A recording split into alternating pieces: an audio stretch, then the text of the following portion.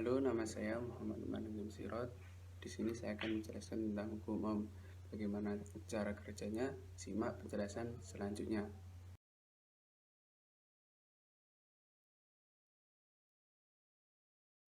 Hubungan antara kuat arus listrik dan beda potensial pertama kali diteliti oleh ahli fisika bernama Georg Simon Ohm dari Jerman pada tahun 1789 sampai 1854, dan hasil penelitiannya ini dinamakan dengan hukum Ohm.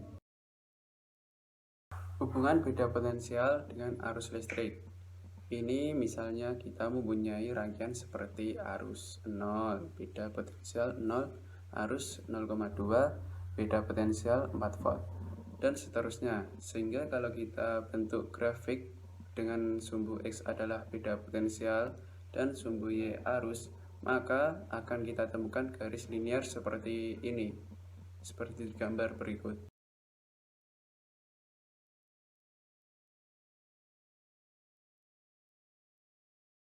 Berdasarkan penelitian Georg Simon Ohm, Ohm membuat grafik beda potensial terhadap arus listrik. Grafik tersebut membuat suatu garis lurus yang condong ke kanan dan melalui titik pusat koordinat 0,0. Garis kemiringan tersebut merupakan perbandingan antara ordinat dengan absis atau beda potensial dengan kuat arus. Dan jika perbandingan yang besarnya tetap itu diartikan sebagai hambatan, maka dapat dinyatakan dengan persamaan R sama dengan V per I. R adalah hambatan, V adalah beda potensial, dan I adalah kuat arus listrik.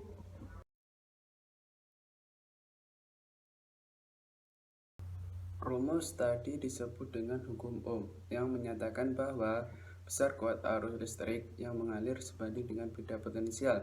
Jadi kalau arus listrik besar, maka beda potensial juga akan besar, dan kalau kecil maka akan sama-sama kecil. Terus berbanding terbalik dengan hambatan, artinya kalau hambatan besar, arus dan beda potensial kecil, dan kalau hambatan kecil maka arus dan beda potensial akan besar, gitu. Di sini saya akan mencobanya dengan software atau aplikasi Liveware dengan voltase yaitu 3,3 volt dan arus 166,66 mA dan resistansi 20 ohm. Dengan rumus hukum Ohm adalah V I kali R. V kalau kita mencari voltase yaitu arus kali resistansi atau ohm, hambatan. Kalau kita mencari arus yaitu volt per R, voltase dibagi resistansi atau hambatan. Kalau kita mencari hambatan yaitu voltase dibagi arus. Dengan contoh sebagai berikut. Contohnya seperti kalau kita mencari voltase yaitu rumusnya arus dikali resistansi atau hambatan.